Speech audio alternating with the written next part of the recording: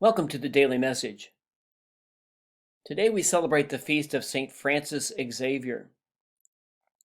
Francis was a Spaniard who became one of the first Jesuits. He became a friend of Ignatius Loyola, and Ignatius convinced him that he should join the Society of Jesus.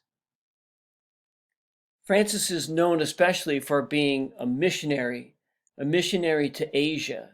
And so he was a missionary among the people of the island of Goa, a missionary to India, to Malaysia, the Philippines, and Japan. He even intended to go to China to be a missionary there, but died before he was able to get to China. Francis is known as someone who was always ready to pick up and do whatever he was called upon to do. It is said that he lived his life, he lived his ministry with one foot up.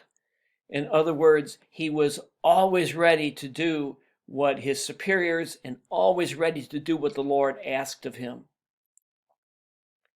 And so I invite us all today to live our lives as Christians with one foot up, to be attentive to the Lord's call.